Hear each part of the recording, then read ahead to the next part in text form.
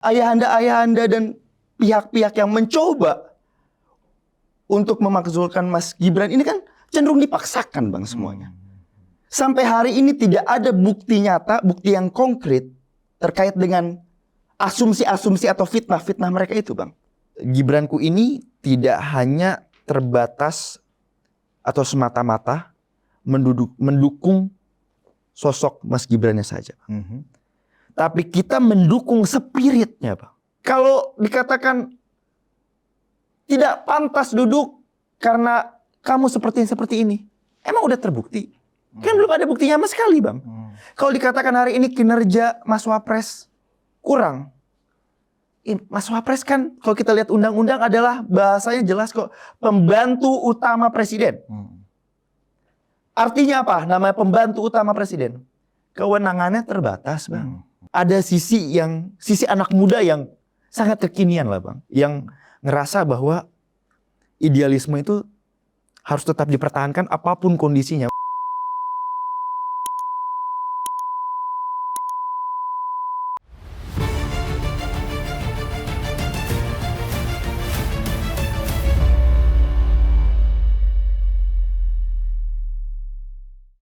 Hai, penonton Ruang Konsensus Unpacking Indonesia dimanapun Anda berada. Assalamualaikum warahmatullahi wabarakatuh.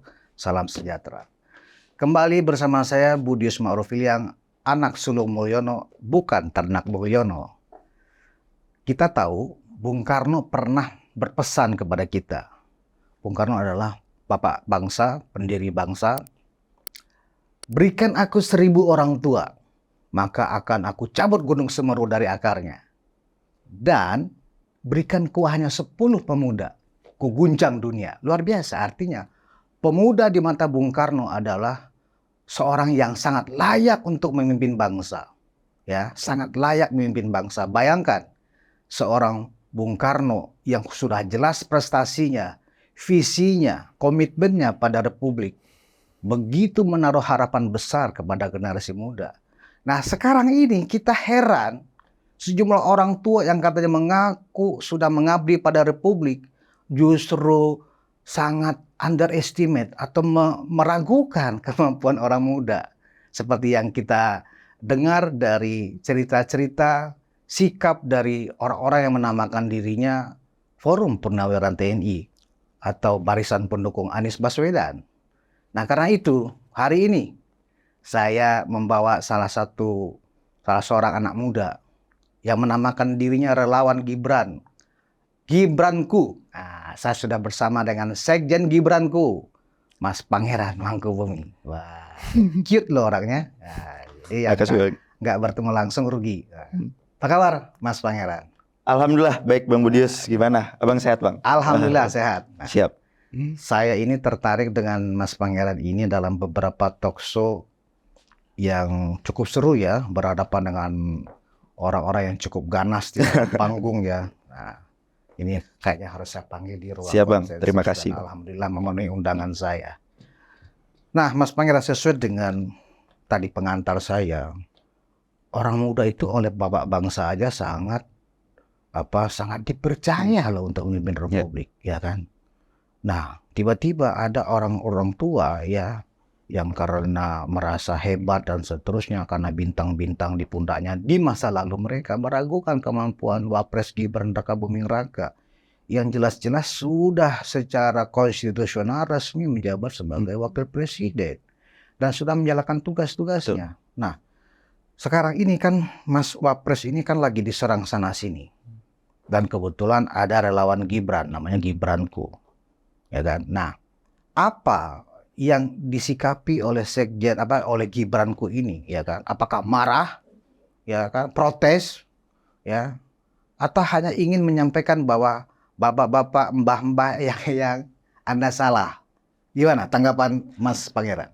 Terima kasih Bang Budius atas undangannya. Ini tentu menjadi sebuah kehormatan bagi kami sebagai generasi muda mendapatkan tempat di rumah besar Bang Adius nih ya kan, di ruang konsensus ya kan. Jadi prinsipnya kami sangat ironis Bang, sangat miris atas polemik yang hari ini terjadi. Bagaimana kemudian ada sekelompok ayahanda-ayahanda ini, para senior, mencoba untuk mendiskreditkan, mendegradasi generasi muda untuk berada di dalam panggung kekuasaan. Kalau kemudian narasi yang dibangun adalah anak muda tidak memiliki kecakapan, tentu ini menjadi sebuah ironi baru, Bang. Dua ironi ya? Dua ironi, Bang. Karena seharusnya generasi tua ini memberikan contoh teladan kebijaksanaan tentang bagaimana mereka memimpin pada waktunya, pada masanya, Bang. Ini kan mereka, saya tangkap, Bang, ya, ingin mewariskan kultur politik yang tidak baik sebagai seorang senior. Generasi muda menangkapnya bahwa mereka masih tetap ingin berkuasa, Bang. Mereka ada kekecewaan di dalamnya. Seolah-olah seperti, kalau saya boleh mohon maaf banget, Bang, mungkin ada post power syndrome di sana, Bang. Mereka ingin tetap menjadi spotlight karena masanya hari ini sudah berganti, mereka sudah pensiun, ya mereka ingin tetap dianggap hadir. Saya sangat menghargai, Bang, apa yang disuarakan dan diaspirasikan oleh ayahanda-ayahanda itu. Saya sangat menghormati. Saya tidak pernah meragukan pengabdian mereka untuk Republik ini, Bang. Saya yakin mereka sudah mewakafkan dirinya untuk bangsa ini. Tapi yang kemudian menjadi sebuah tragedi hari ini, ketika mereka memaksakan kehendaknya, Bang, mencari kesalahan yang sebenarnya tidak ada dan tidak bisa dibuktikan, lebih mirisnya lagi, Bang. Seharusnya kan para senior ini bisa belajar kebijaksanaan menurut saya dari seorang Nelson Mandela, Bang. Nelson Mandela. Nelson Mandela ini kan kita sama-sama tahu, Bang, sejarahnya dia ini dipenjara 20 tahun lebih, Bang, oleh rezim apartheid pada saat itu. Setelah keluar dari penjara dan akhirnya menjadi presiden Afrika Selatan, Nelson Mandela ini pernah ditanya, Bang, apakah dia hendak membalaskan dendam atas peristiwa politik dia selama di penjara, Bang? Kekecewaan dan rasa sakit hati. Jawaban Nelson Mandela ini menarik buat saya, Bang. Nelson Mandela berkata, kebesaran seseorang itu tidak diukur dari seberapa kuatnya ia memaksakan kehendaknya, Bang,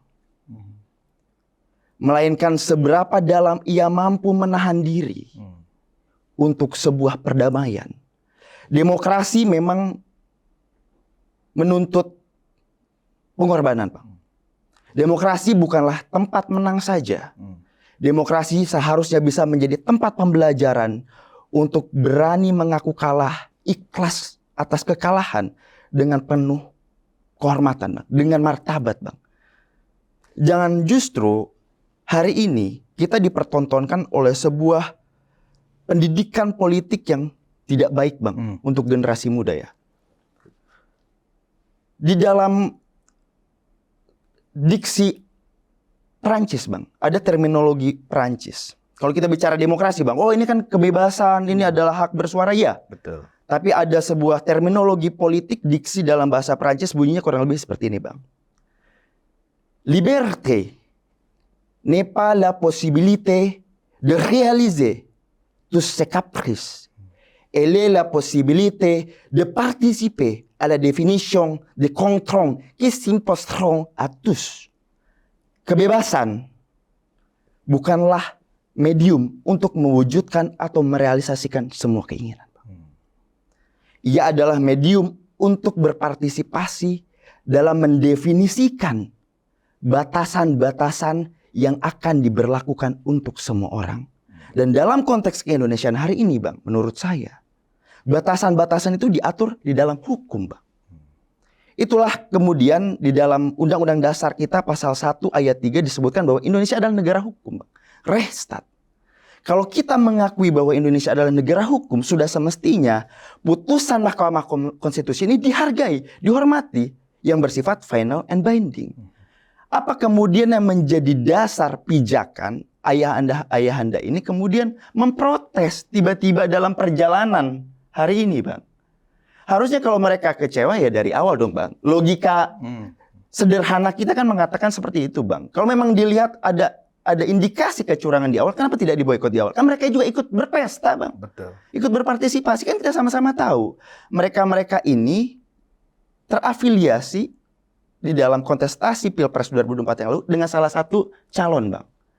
Saya tidak ingin menyebutkan, publik saya rasa sudah lebih cerdas dan mengetahui, Bang. Enggak, sebut aja bahwa memang mereka tuh ada di barisan Amin. Amin, Bang. Siap, Bang. Ya. Karena enggak gini. Karena ini fakta. Betul, Bang. Ya betul, kan menjadi pengetahuan semua Ya. orang. Jadi nggak usah ragu-ragu. Siap. Kecuali kita bicara ini bukan fakta. Siap, Bang. Siap, Bang. Nah, itu, Bang. Lanjut.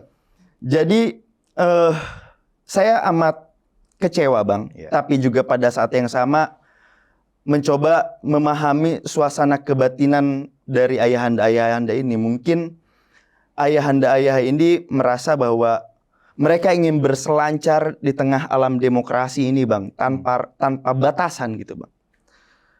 Padahal kalau seandainya ayahanda-ayahanda itu ingin menjadi contoh teladan bagi generasi muda khususnya, Bang. Ayahanda-ayahanda itu harusnya, kalau saya boleh kutip, harusnya mengikuti apa yang disampaikan oleh Aristoteles, Bang. Aristoteles pernah ngomong gini, Bang. Seseorang yang tidak mampu memimpin dirinya sendiri, Bang, biasanya ia akan berupaya memimpin orang lain dengan cara paksa. Dan ini yang kita lihat, Bang. Ayahanda-ayahanda dan pihak-pihak yang mencoba untuk memakzulkan Mas Gibran ini kan cenderung dipaksakan, Bang, semuanya. Sampai hari ini tidak ada bukti nyata, bukti yang konkret terkait dengan asumsi-asumsi atau fitnah-fitnah mereka itu, Bang. Ini kan menjadi bola liar, Bang, di tengah sosial masyarakat kita yang sebenarnya hari ini lebih condong mengharapkan realisasi atas janji-janji Presiden Prabowo Subianto dan Mas Gibran Rakabuming Raka ketika kampanye. Jadi saya menilai, Bang, bahwa usulan atau polemik ini sangat tidak konstruktif, Bang, untuk kemajuan bangsa dan negara kita. Justru kemudian menjadi turbulensi politik yang akhirnya merugikan masyarakat, Bang. Gonjang-ganjing ini kan menyebabkan stabilitas politik menjadi terganggu, Bang. Orang akhirnya berasumsi yang tidak baik, Bang, terhadap kekuasaan Presiden Prabowo Subianto. Padahal dari sejak saya mengikuti bagaimana Presiden Prabowo Subianto itu terus, bahkan jauh sebelum presiden, Bang. Dari semenjak beliau aktif di masa tentara zaman dulu, mereka selalu adalah seorang nasionalis yang menghendaki adanya persatuan, keutuhan sebuah bangsa, keharmonisan sebuah bangsa. Tapi ketika kemudian beliau memimpin, justru beliau menghadapi tantangan yang real, Bang, di dalam internal kita, di dalam sebuah bangsa, Bang, ya. Justru ada pihak-pihak yang ingin melakukan pemecahan atas bangsa ini, Bang. Ada upaya untuk melakukan deintegrasi atas bangsa ini, Bang. Ini kan kita akhirnya terpolarisasi, Bang. Kayak kita bahkan di sosial media melihat, Bang. Bahkan di sosial media saya, Bang, ada orang yang mendukung, ada orang yang tidak mendukung. Penuh caci maki di sana, Bang. Padahal kalau kata Sokrates, Bang, Sokrates, saya izin banyak mengutip nih, Bang. Ya kan kita ingin memberikan memberikan publik ini sebuah setidaknya begini, baru, Bang. Seperti yang tadi saya sampaikan di pembuka. 10 orang pemuda oleh Bung Karno bisa mengguncang dunia. Ini salah satu contoh nih. Satu orang pemuda aja sudah mengguncang studio saya. Ya, siap, Bang. Jadi balik lagi, Bang. Sokrates itu pernah bicara seperti ini. Bangsa yang besar adalah bangsa yang taat hukum. Bukan karena ia takut terhadap hukum itu. Tapi karena ia punya kesadaran bahwa hukum adalah tiang kebebasan itu sendiri, Bang. Jadi sudah sepantasnya ayahanda-ayahanda ini dan kelompok-kelompok yang mendukung pemakzulan ini, Bang. Kalau mereka mengakui Indonesia adalah negara hukum, Rechtsstaat, ayo kita akui. Di tengah alam demokrasi ini tidak semuanya ini dibebaskan, Bang. Kalau semua dibebaskan, anarki yang ada, Bang. Betul. Kita kan gini, Bang. Alasan mengapa kemudian bangsa ini keluar dari monarki menuju republik, salah satunya kan ingin memberikan kepastian hukum, Bang. Ada hukum di sana, Bang. Ya. Kita sama-sama tahu, Bang, bagaimana peristiwa keris empu gandring yang diminta oleh Ken Arok ini dibuat telah mengorbankan banyak orang, Bang. Keris yang kita anggap analoginya adanya adalah bagian dari kekuasaan ini, Bang, telah membunuh, bahkan membunuh Ken Arok itu sendiri, Bang. Anak membunuh bapak, Bang. Budak membunuh raja. Ini kan bahaya, Bang. Kemudian kita sepakat para founding fathers kita, ayo kita menuju negara republik dengan aturan-aturan yang telah kita sepakati bersama, Bang. Kalau kita sepakat bahwa Indonesia adalah negara hukum, sudah sepantasnya, ayo kita hargai hukum yang ada. Terlepas bahwa hukum ini masih perlu banyak dikoreksi, ayo beri masukan yang konstruktif. Bukan kemudian kita bangun narasi-narasi kebencian. Negara ini tidak bisa tumbuh, Bang, ketika bibit-bibit yang disemai oleh generasi senior, ini adalah bibit-bibit kekecewaan, bibit-bibit kebencian, Bang. Bangsa ini yang dibutuhkan oleh generasi muda adalah bangsa yang penuh dengan optimisme, Bang. Dan ini yang saya lihat sedang diupayakan, diikhtiarkan oleh pemerintahan Presiden Prabowo Subianto. Bagaimana kita lihat Presiden Prabowo Subianto ini sangat-sangat mendukung prinsip keadilan bagi generasi muda, Bang. Kita kan sama-sama tahu, Bang, bahwa sejak rezim atau era Orde Lama sampai dengan sebelum 2024, ini wakil presiden, Bang, mayoritas orang tua, Bang.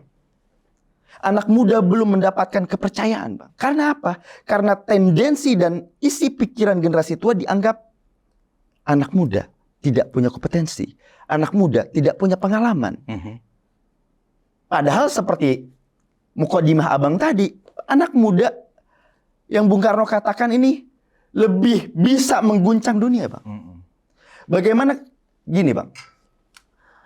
Ada sebuah kisah kebijaksanaan yang saya rasa juga patut diilhami oleh generasi-generasi senior ini, Bang. Jadi di suatu pagi, Bang, di kota Korintos ada seorang filsuf bernama Diogenes, Bang. Ini di masa Raja Alexander, Bang. 300 tahun sebelum Masehi sekitar itu. Pada saat itu para filsuf berupaya berlomba-lomba untuk menjadi aristokrat, Bang. Masuk ke dalam lingkaran kekuasaan.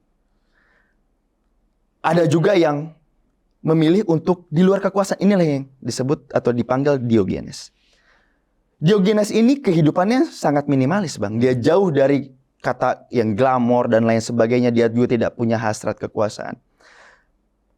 Satu momen Raja Alexander penasaran dengan orang ini, Bang. Kok ada orang yang tidak menginginkan dunia gitu, kekuasaan gitu.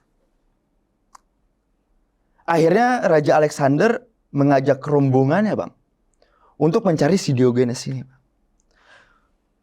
Rombongan pasukannya ini setiap lewat, orang tuh pada hormat, Bang, tunduk raja, Bang, yang lewat. Hingga tibalah Raja Alexander dan pasukannya ini di hadapan Diogenes. Pada saat itu Diogenes pagi-pagi duduk di samping tong di pemukiman miskin. Ditanya sama Raja Alexander, "Hai Diogenes, bukankah rekan sejawatmu sudah berlomba-lomba berupaya menghalalkan segala cara, mengkritik aku dan lain sebagainya, menjilat dan lain sebagainya untuk ada di lingkaran kekuasaan? Kenapa kamu tidak memilih itu?" Diogenes menjawab, Bang, "Aku sudah punya duniaku." "Terus apa yang bisa kubantu?" tanya Alexander, Bang. "Aku hanya meminta kamu untuk menghindar dari hadapanku karena posisimu menghalangi sinar mentari yang sedang menghangatkan tubuhku." Bang, bayangin. Pada itu raja ya? Raja, Bang. Ini kan sebuah pembelajaran, Bang, tentang bagaimana seharusnya kebijaksanaan ini ditontonkan, Bang, diwariskan. Bagi saya, generasi-generasi tua hari ini harusnya bisa memberikan contoh teladan kelapangan dada, kebijaksanaan, Bang. Bahwa tidak semuanya harus dipaksakan. Kehendak-kehendak mereka yang mungkin belum terrealisasikan selama masa hidupnya, toh diwariskan. Bahwa mereka masih ingin menghendaki dan melihat Indonesia menjadi negeri gemah ripah loh jinawi, Bang. Negara yang besar, negara yang berdaulat secara politik, berdikari secara ekonomi, dan berkebudayaan sesuai dengan kepribadian bangsa. Harusnya diwariskan. Berikan contoh itu kepada generasi muda. Karena anak muda lah yang punya masa depan itu, Bang. Anak muda ini yang akan nanti mewariskan dua kemungkinan. Dosa generasi tua atau pahala dari bibit-bibit kebaikan yang sudah mereka tanam selama mereka hidup, Bang. Jadi mari pertontonkan, berikan bibit-bibit baik itu, Bang. Agar kami bisa melanjutkan tongkat estafet kepemimpinan ini dengan baik, Bang. bibit-bibit yang buruk. Buruk, Bang. Oke, nah menarik. Jadi penonton Ruang Konsensus, saya baru satu pertanyaan. Ini sudah 18 menit memberikan nasihat untuk orang tua. Luar biasa. Ini benar mengguncang dunia ini. Siap, Bang. Oke, kita bicara tadi tentang pernyataan orang tua itu bahwa Mas Gibran ini diragukan kompetensinya. Ya kan? Bahkan mereka bilang begini, jika terjadi sesuatu dengan presiden kita, maka hancurlah Indonesia. Kan begitu? Betul, ya? betul. Seolah-olah di mata mereka, anak muda yang bernama Gibran Rakabuming Raka yang sekarang adalah wakil presiden, orang nomor 2 di Republik ini, ya, tidak punya kompetensi. Betul, Bang. Ya kan? Nah, sejauh yang Mas Pangeran nilai, amati, emang serendah itu kompetensi seorang Gibran. Nah, ini juga perlu dijelaskan kepada publik, kepada generasi muda, generasinya Mas Pangeran, generasinya Mas Rakabuming, termasuk juga para orang tua yang nyinyir ini, ya kan? Kompetensi beliau itu seperti apa di mata anak muda khususnya? Begini, Bang, sebenarnya pertanyaan itu sangat anomali, Bang, bagi saya, ya kan? Anomali justru ya? Justru anomali, Bang, karena begini, ketika mereka-mereka yang mendiskreditkan Mas Gibran, bahkan menganggap rendah Mas Gibran, kita kan sama-sama tahu lah, Bang, bagaimana waktu momentum debat wakil presiden, Mas Gibran itu mampu membungkam mereka-mereka yang tua kok, Bang, kan gitu, Bang, yang dianggap punya pengalaman, yang dianggap jam terbangnya tidak terbantahkan, kan gitu, Bang, yang punya gelar berderet. Itulah, Bang, itu satu, Bang. Yang kedua juga, masa kita meragukan kecerdasan intelektual, emosional, spiritual Pak Prabowo ketika memilih wakil presiden sih, Bang? Kita kan sama tahu Pak Prabowo ini adalah seorang tokoh bangsa yang sudah menghabiskan asam garam getir kehidupan, Bang. Pak Prabowo ini juga jam terbangnya di dunia kemiliteran tidak perlu diragukan lagi bagaimana menganalisa lawan, Bang. Kan Pak Prabowo ketika di militer kita lihat bagaimana sepak terjangnya, Bang. Menyelesaikan berbagai tantangan pada saat itu. Tumbuh besar menjadi seorang negarawan. Masa Pak Prabowo salah sih, Bang, dalam menentukan wakil presidennya? Kan ini nggak logis, Bang. Betul. Kalau dikatakan kemudian narasinya, ini di permintaan Pak Jokowi misalnya, narasi yang demikian, Bang. Sudah dibantah oleh Dasko. Sudah dibantah oleh Bang Dasko. Jadi ini sangat anomali, Bang. Kok justru menjadi paradoks, satu sisi katanya Mas Gibran tidak punya kompetensi, tapi kok seorang negarawan, seorang presiden Prabowo Subianto yang meminta. Alasannya banyak tentu, Bang. Tapi yang saya tangkap, di samping karena Pak Prabowo memberikan kesempatan bagi anak muda untuk berproses, menjawab tantangan zaman, Bang. Tapi Pak Prabowo juga, saya hakul yakin, Bang, percaya terhadap kompetensi, kapasitas, integritas dari Mas Gibran. Mengapa? Karena Pak Prabowo kita lihat kan beberapa kali melakukan lawatan ke luar negeri, Bang. Siapa yang diberi tugas untuk menggantikan? Mas Gibran Rakabuming Raka. Apakah seorang presiden Prabowo Subianto meragu terhadap kompetensi Mas Gibran? Tentu nggak mungkin, Bang. Ketika ditunjuk menjadi pelaksana tugas presiden, ini artinya Mas Gibran dianggap memiliki kemampuan. Mas Gibran ini dipercaya untuk mengintegrasikan 280 juta rakyat Indonesia dari Sabang sampai Merauke selama Pak Prabowo tidak ada. Memanage bangsa ini. Memastikan bahwa selama Presiden Prabowo Subianto tidak ada, berhalangan hadir, Mas Gibran Rakabuming Raka mampu untuk memimpin. Jadi menurut saya ini sebuah pertanyaan yang atau pernyataan yang agak aneh, Bang, ketika disampaikan bahwa Mas Gibran ini tidak punya kompetensi, kapasitas, dan lain sebagainya, dan lain sebagainya. Bahkan saya pun nggak tega hati, Bang, untuk menyampaikan diksi-diksi atau umpatan-umpatan yang menurut saya sangat tidak mendidik Bang ya. Jadi sudah sepantasnya publik hari ini bisa menilai bagaimana pemerintahan yang dijalankan selama 8 bulan masih on the track Bang. Masih sesuai dengan apa yang dicita-citakan. Justru saya melihat apa yang kemudian hari ini kita perbincangkan Bang.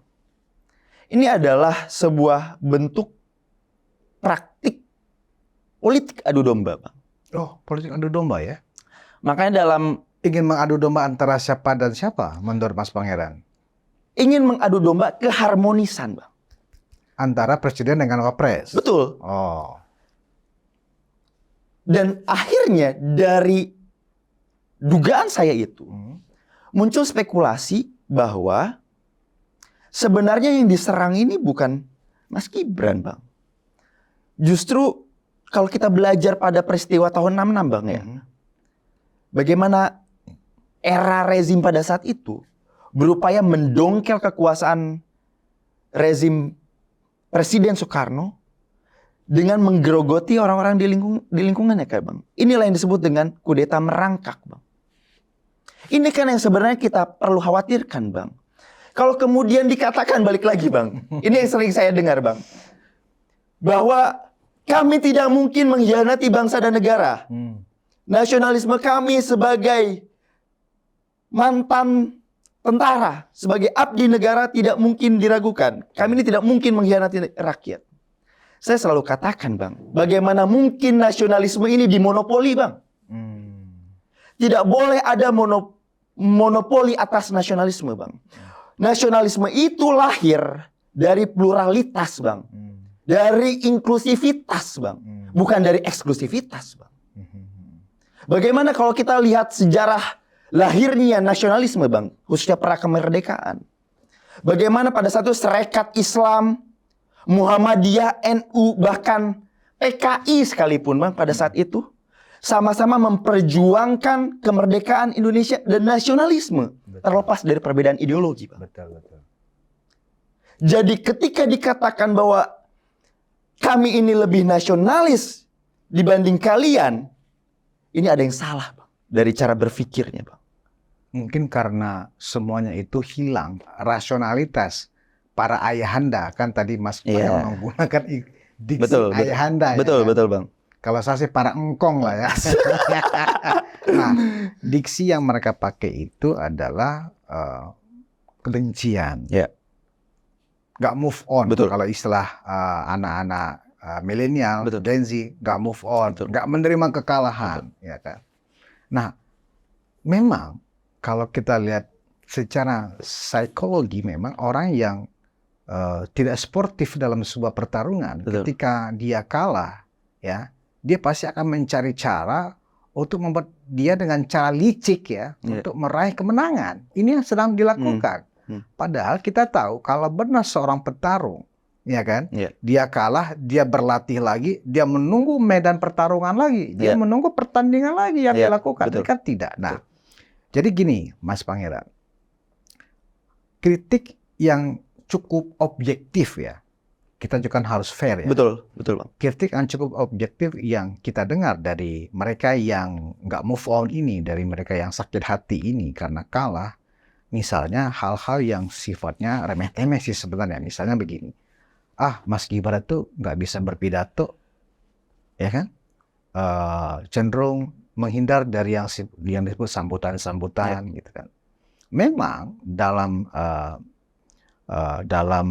diskursus politik, seorang politisi yang hebat itu dilihat salah satunya dari kemampuan orasinya. Ya, dia harus seorang orator. Tapi saya pikir zaman kan sudah berubah, ya kan? Banyak orator-orator ternyata mereka untuk mendapat satu kursi aja nggak bisa. Banyak orator-orator politik, ya kan, hanya di panggung-panggung televisi. Ya kan, mereka nggak berani masuk ke kancah politik real. Banyak orator-orator yang hebat, ya, malah jadi koruptor, masuk penjara setelah itu. Artinya apa? Menurut saya yang juga orang tua, ya kan, kemampuan orasi itu bukan salah satu indikator dalam melihat kompetensi seorang pemimpin. Betul. Even dia masih sangat muda, ya kan? Nah, kalau menurut Mas Pangeran yang banyak berinteraksi tentunya dengan Mas Gibran, ya kan? Memang seperti itu adanya Mas Gibran, cenderung untuk pidatonya pendek-pendek, ya kan? Tidak punya kemampuan orasi atau bagaimana? Tanggapan Mas Pangeran tentang kritikan itu seperti apa? Pertama, perlu diketahui bahwa Mas Gibran ini seorang anak muda yang bersahaja, Bang. Bersahaja. Bersahaja. Oke. Beliau dibesarkan oleh tradisi dan kultur Jawa yang amat kental. Jadi sangat ya pribadinya memang tidak urakan, Bang. Gayanya itu memang gaya yang santun, Khas Solo lah ya. khas Solo, Bang, yang bergerak dengan porsinya, bicara sesuai dengan porsinya juga, Bang. Mas Gibran bukan tipikal orang yang ingin mendahului ketika orang lain berbicara. Menyela pembicaraan orang lain juga tidak. Tidak juga ingin selalu terlihat atau tampil paling hebat. Mas Gibran selalu punya pandangan, biarkan orang menilai saya secara pribadi seperti apa. Yang unik adalah Mas Gibran ini punya kepribadian yang sangat rendah hati justru menurut saya, Bang. Saya nggak perlu jelaskan bagaimana ringan tangannya beliau, akan tetapi Mas Gibran ini sangat memiliki kemampuan emosional yang cukup dalam, Bang. Jadi Mas Gibran itu mampu menempatkan diri, Bang. Kalau bahasanya ya nggak mau kemajon, Bang. Nggak mau dianggap hebat. Sangat sederhana, sangat ramah bagi orang-orang yang mengenal beliau. Jadi kalau dikatakan kemampuan public speakingnya kurang, ya orang tidak berarti kurang mengenal Mas Gibran lebih jauh, Bang. Intinya itu. Oke. Di mata anak muda, ya kita tahu ini mungkin 2030 sampai 2045 itu kan bonus demografi. Betul. Ya, itu adalah suatu standing position yang sangat strategis buat Mas Gibran. Di mata anak muda yang mungkin nanti itu sekitar 70% dari populasi kita itu adalah generasi muda. Apakah anak muda atau generasi muda ini menilai seorang yang dianggap mampu menjadi pemimpin nasional itu dari kemampuan berorasi yang berapi-api di panggung, ya kan, baik ketika memberikan sambutan dalam satu acara maupun pada saat memang kampanye berapi-api bla bla bla bla. Apakah seperti itu penilaian anak muda atau lebih kepada toto kromo, kerja kerasnya, kepeduliannya, kreativitasnya, atau seperti apa menurut Mas Pangeran sebagai representasi dari anak muda sepanjang bergaul nih dari Sabang sampai Merauke sudah keliling tentunya ya kan? Apa sih yang dilihat oleh generasi muda tentang pemimpin nasional jika itu memang dia anak muda? Menurut saya terkait dengan gaya bicara, masing-masing orang pasti punya selera, Bang. Iya. Tapi kalau yang saya lihat, suasana kebatinan dari bangsa kita hari ini justru yang menginginkan yang lebih adem-adem aja, Bang. Yang lebih mengedepankan toto kromo, tanpa menghilangkan substansi, tanpa mengenyampingkan kerja keras dan kerja-kerja nyata. Oke. Jadi yang dilihat adalah substansi, Bang. Kalau kemampuan dan kecakapan bicara ini kan hanya cangkang mungkin, Bang, ya, dari sebuah gaya komunikasi. Tapi yang terpenting kan dalam kepemimpinan masa depan adalah apa yang ada dalam isi kepala dan isi hatinya, Bang. Selama isi kepala dan isi hatinya adalah untuk NKRI, untuk Merah Putih, maka dengan gaya kepemimpinan apapun saya rasa pas, Bang. Tapi yang jelas kita sama-sama tahu bahwa negara kita dengan kultur ketimurannya, Bang, lebih menghendaki gaya dan kultur komunikasi yang adem. Yang irit bicara tidak harus berisik. Ya kalau saya kan mungkin saya terdengar berisik, saya juga nggak tahu nih, Bang. Ya kan? Tapi mungkin voltasenya atau volumenya tidak terlalu kencang, Bang. Oke. Tapi menusuk, Bang. Tapi tajam. Apa ya? Mengena pada target, Bang. Karena kita kan selalu dihabiskan energinya untuk polemik dan juga peristiwa-peristiwa yang tidak penting sebenarnya kan, Bang. Jadi yang dibutuhkan adalah narasi-narasi damai, narasi-narasi yang penuh dengan optimisme, dan diikuti oleh kerja-kerja nyata yang berdampak langsung pada masyarakat, Bang. Menurut saya itu yang harus menjadi apa ya, standar ideal mungkin ya kita bisa bilang, Bang, pemimpin masa depan Indonesia. Berarti yang lebih pas tadi itu saya sepakat dengan pernyataan Mas Pangeran tadi.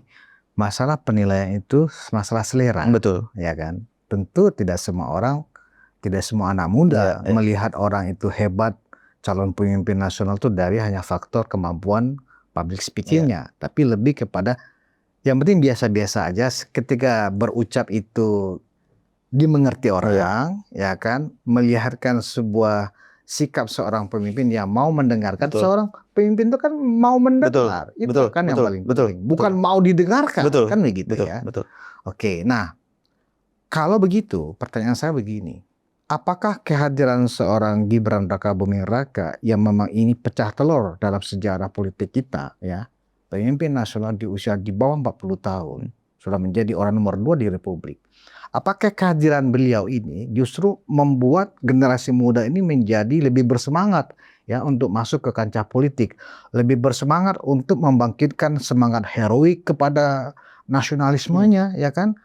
Nah, sepanjang yang Mas Pangeran lihat, apakah Mas Gibran ketika dari yang awalnya nggak tertarik pada dunia politik, ketika pertama kali Pak Jokowi jadi wali kota, dari gubernur sampai jadi presiden, kan memang Mas Gibran khususnya sama sekali nggak tertarik ya toh. Kemudian tiba-tiba tertarik kan begitu. Nah, kehadiran beliau ini apakah mampu memacu semangat anak-anak muda untuk kalau gitu kita harus peduli pada politik?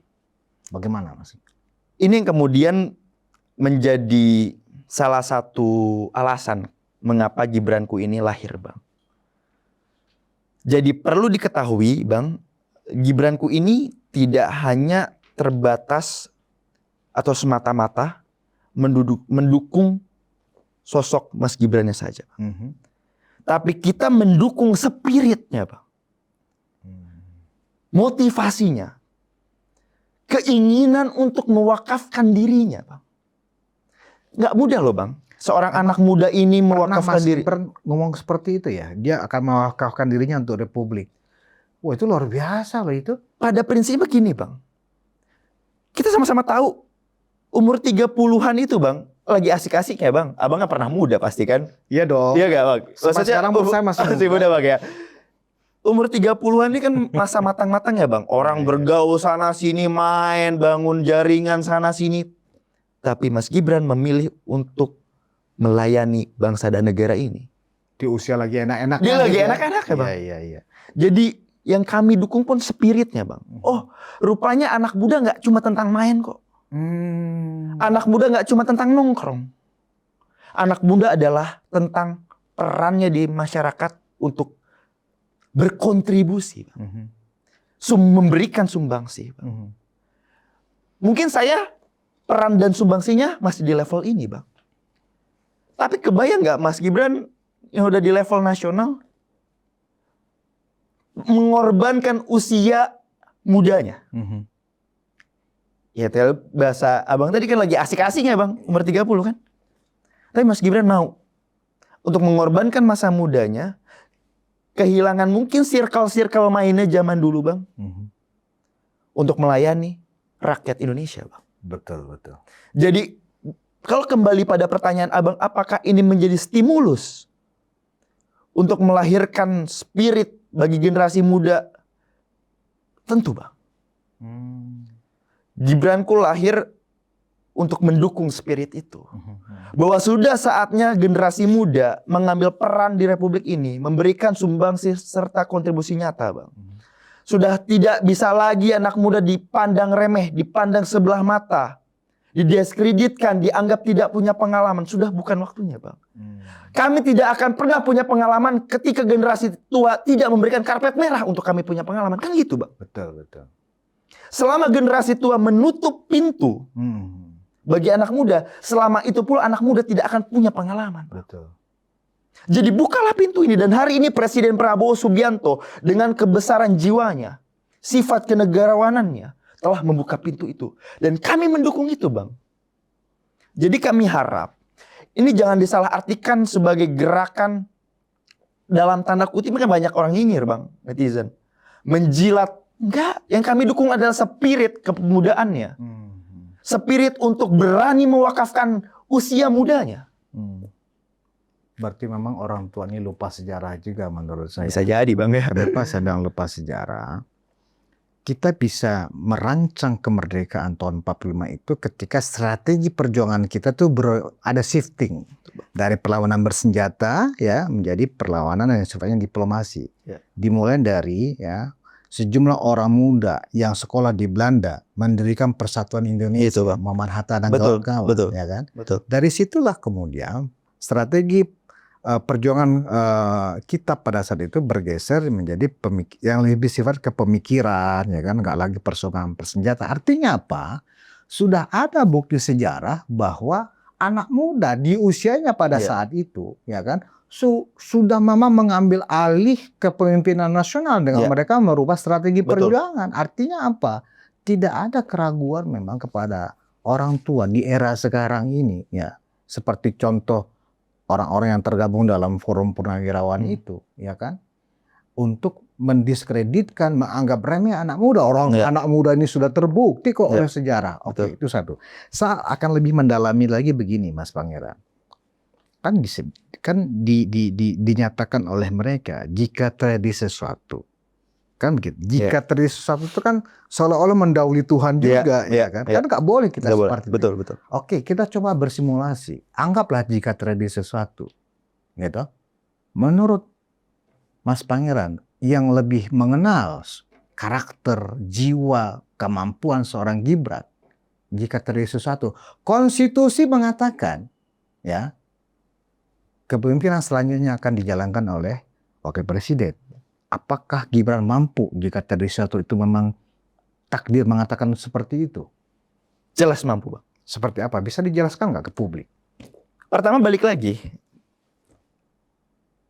Ketika Pak Prabowo memilih Mas Gibran, tentunya Pak Prabowo kan, saya yakin Pak Prabowo itu hatam konstitusi, Bang. Beliau tahu bahwa ketika terjadi sesuatu yang tidak diinginkan oleh bangsa ini, terjadi, artinya Mas Gibran yang akan menggantikan. Tentu Pak Prabowo nggak mungkin dong, Bang, memberikan tongkat itu jika beliau tidak percaya, Bang. Masa kehidupan Presiden Prabowo Subianto ini kan dihabiskan untuk bangsa dan negara, Bang. Betul. Berjuang untuk Republik ini. Perjuangan beliau 70 tahun lebih, Bang. Saya yakin, hakul yakin Presiden Prabowo Subianto tuh ingin menyelamatkan bangsa dan negara ini dari jurang kemiskinan, dari jurang kebodohan, tercermin dari kebijakan-kebijakannya, Bang. Tidak mungkin perjuangan hidup beliau yang beliau habiskan, lantas ketika terjadi sesuatu dan dianggap nih orang yang menggantikan beliau ini pada akhirnya akan merusak legasi beliau, nggak mungkin, Pak. Itu satu. Artinya apa? Yang perlu kita pahami adalah di balik persepsi, asumsi orang tentang Mas Gibran, tidak punya kecakapan, tidak punya kemampuan, bla bla bla bla bla. Ada nilai yang Pak Prabowo lihat. Atau lebih parah lagi, nggak punya kewibawaan. Itu lebih kacau lagi, Bang. Masa gini loh, apakah orang-orang yang mengatakan itu dalam tanda kutip punya wibawa? Kan belum tentu juga, Bang. Ini kan persoalan persepsi aja, Bang. Iya, iya. Lu punya wibawa, lu enggak. Lu punya wibawa, lu enggak. Ini kan persoalan like and dislike, Bang.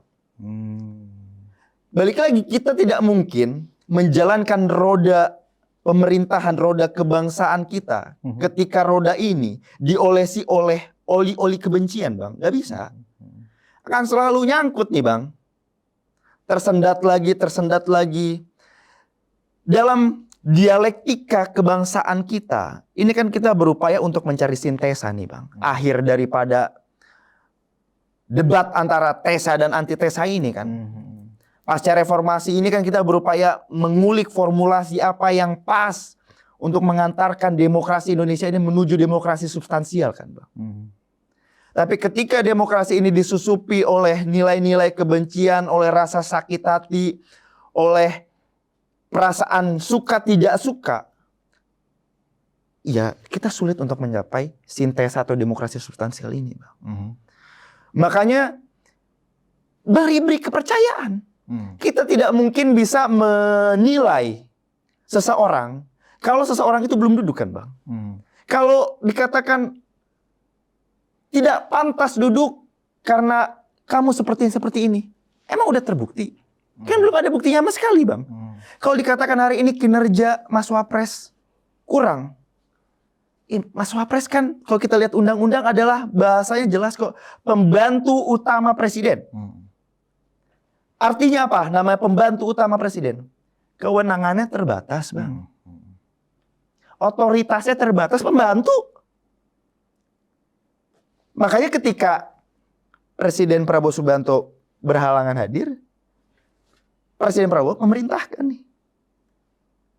Kurang lebih kan, Mas, saya mau ada kunjungan diplomasi dulu. Mas, tolong bantu saya ya untuk menjadi pelaksana tugas presiden. Ya. Kan itu, Bang, kurang lebih. Dan itu sudah dijalankan. Sudah dijalankan, Bang. Dan sejauh ini tidak ada masalah. Tidak ada masalah. Oke, saya perdalam lagi. Jadi yang diragukan, artinya gini, Mas Pangeran, kita hanya mencoba mengikuti alur berpikir mereka. Logika mereka, Bang, kita ikutin, Bang, ya. Nah, jadi jika terjadi sesuatu seolah-olah, jika terjadi sesuatu itu kan yang lebih fatal nih, Mas, sebenarnya bukan karena berhalangan tetap loh, karena meninggal lah, anggap begitu. Itu kan bahasa mereka, kita ikuti. Nah, artinya apa? Otomatis secara konstitusi, ya, Mas Gibran naik menggantikan beliau, kan? Nah, yang diragukan mereka, mampu nggak mengkoordinir dari Panglima TNI, Kapolri, Menko, Menteri, partai-partai yang udah hatam politik semua, yang lebih berpengalaman. Bagaimana menjadi representasi kita di luar negeri dalam kancah politik internasional, geopolitik dan seterusnya. Itu toh yang diragukan mereka. Nah, bagaimana Gibranku ini sebagai relawan Jokowi bisa menjelaskan itu, bahwa kalau itu terjadi, bagaimana pertanyaan-pertanyaan tadi bisa dijawab?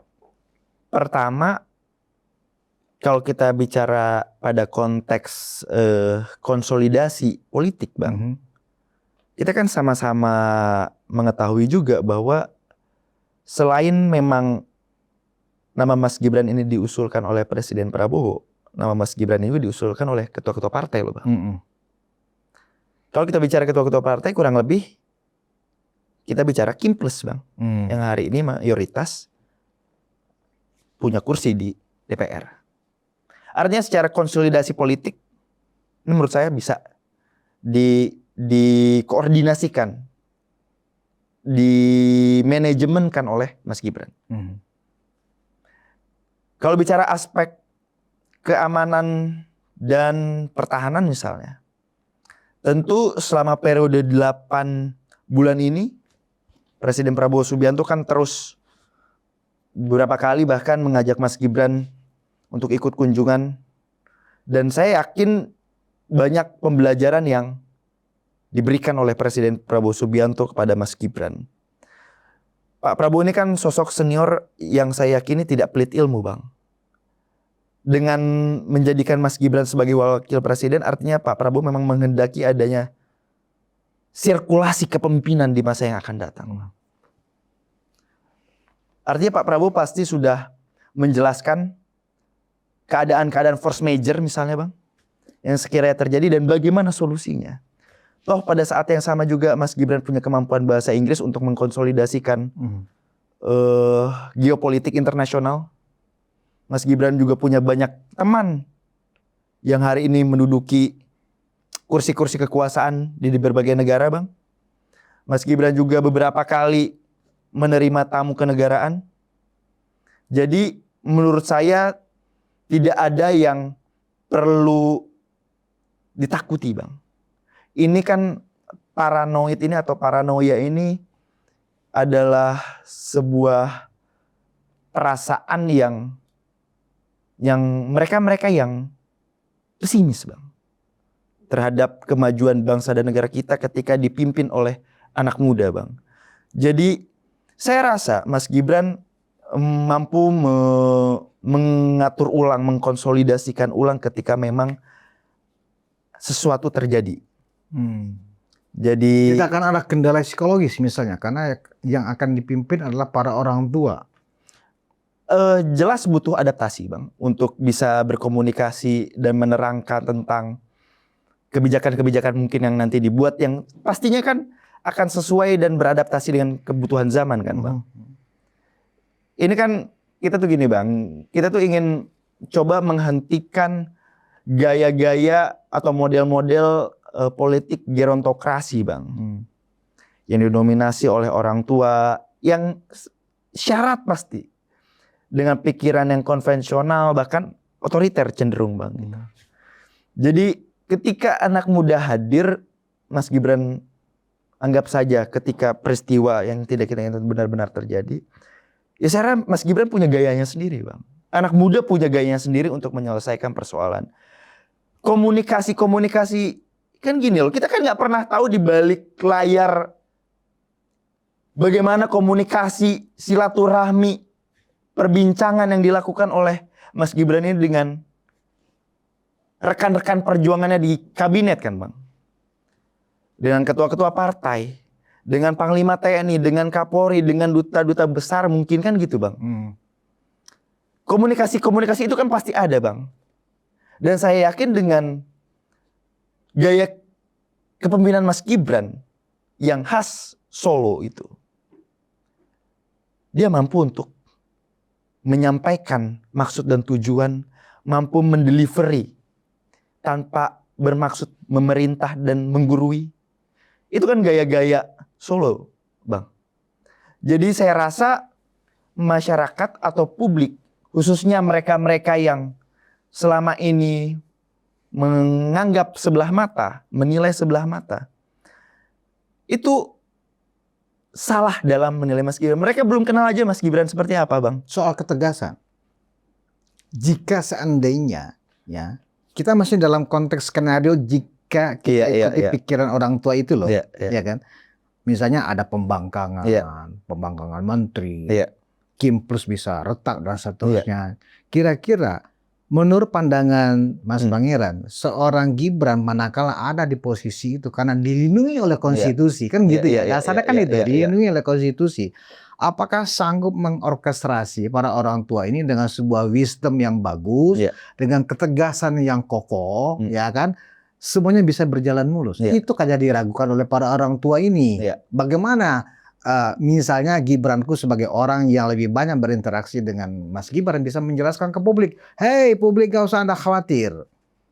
Jika itu terjadi, seorang Gibran misalnya akan sanggup menunaikan tugasnya dengan baik, even karena situasi, kan begitu? Gimana? Yang pastinya Mas Gibran adalah seorang problem solver, Bang. Problem solver. Gayanya punya unik, Bang. Dengan gayanya sendiri. Kayak saya ambil contoh, saya satu momen mendapat cerita, Bang. Jadi ketika Mas Gibran ini memimpin Solo lah kita anggap pengalaman beliau. Ada satu gereja yang waktu itu bermasalah, Bang. orang wah ribut lah kalau Bang pernah mendengar juga. Cara Mas Gibran menyelesaikan persoalannya tidak kemudian marah, wah tidak bentak-bentak, tidak tunjuk-tunjuk, enggak. Mas Gibran datang nih dengan mobil dinas, pakai plat biasa Bang, tinjau, masalahnya gini tuh. Sebelum pulang, Mas Gibran ganti mobil plat dinasnya itu diganti plat wali kota Bang. AD1 itu. Iya. Terus Mas Gibran pergi Bang. Tidak menyampaikan narasi perintah ini harus selesai enggak. Tapi Mas Gibran tinggalkan mobil dinas itu Bang. Oh. Sampai orang akhirnya menilai mobil ini nggak akan pindah nih sebelum masalah selesai Bang. Akhirnya kan orang nggak saling tunjuk lagi Bang, ya kan? Ini udahlah tugas kita ini. Punya keunikan yang tidak bisa kita tebak Bang. Oh, I see. Jadi jangan remehkan. Jangan remehkan Bang.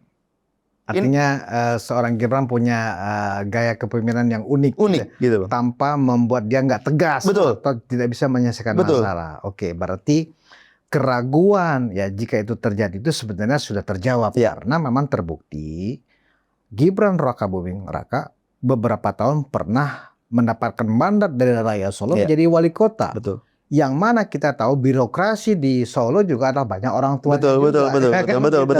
Oke, berarti itu terjadi. Tidak ada keraguan tentang itu. Dalam sebuah perbincangan saya sekilas dengan Pak Jokowi, ya kan, beliau bilang begini, Mas Gibran itu semakin dikritik, semakin dibully, justru dia semakin kokoh.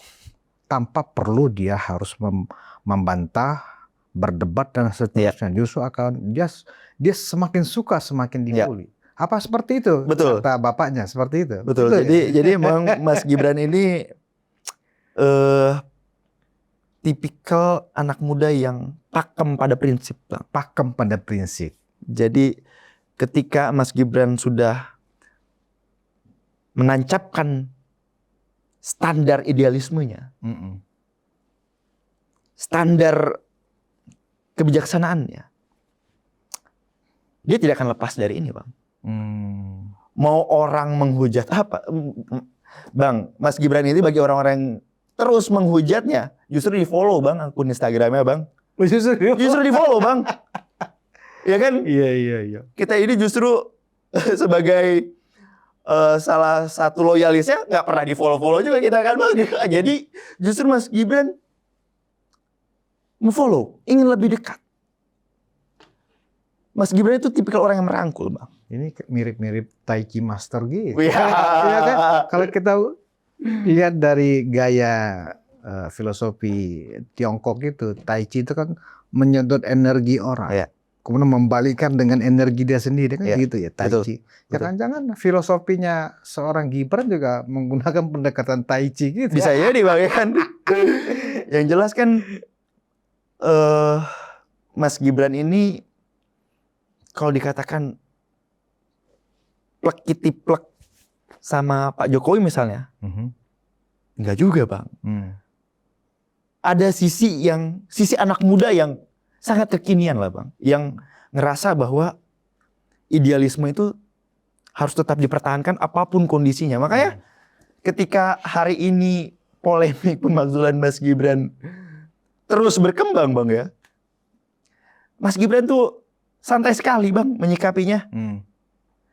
Yang akhirnya mungkin kan bagi sebagian orang overthinking Bang ya, menaruh dendam, wah kayak merasa senyum Bang, terganggu, kan? merasa nggak nyaman, merasa nggak nyaman ya kan, merasa nggak percaya diri, itu nggak begitu ya? Nggak gitu Bang, reaksinya kami juga aneh. Kita ya kalau begini kayaknya udah lah Bang, kita nggak tahu lah bagaimana gimana. Iya. Apalagi seorang anak muda memikul beban yang begitu berat. Betul. Sebagai orang nomor 2 di Republik. Oke, ini menarik bicara dengan Mas Pangeran Mangkubumi sebagai Sekjen Gibranku. Nah, publik pengen tahu nih Mas, kita sudah di bagian-bagian akhir Siap, Mas Pangeran, tentang Gibranku, ya kan? Menurut Rocky Gerung, ya itu kan Gibranmu, bukan Gibranku, kan begitu. Iya. Kenapa pilihan nama komunitas atau organisasi ini Gibranku? Awalnya kalau kita flashback pada perjalanan politik lah Bang ya kita bilang. Awalnya tuh Gibran kita Bang. Oh, awalnya Gibran kita. Tahun 2021. Tahun berapa sih Gibranku ini menjadi sebuah organisasi? Gibranku dicetuskan 28 Oktober 2023 Bang. Berubah nama ya sebenarnya Bang. Karena organnya sudah terbentuk Bang. Oh, organnya sudah lama terbentuk. Jadi dari wali kota ya? Dari wali kota tuh namanya Gibran kita Bang. Gibran kita. Itu hanya skup Solo waktu itu? Enggak Bang, kita sudah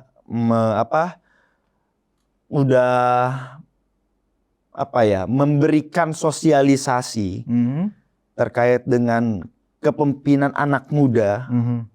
Itu sampai ke Bali Bang, sampai ke Kalsel Bang. Oke. Jadi kita sudah mulai menangkap sinyal ada regenerasi, ada sirkulasi kepemimpinan yang akan lahir.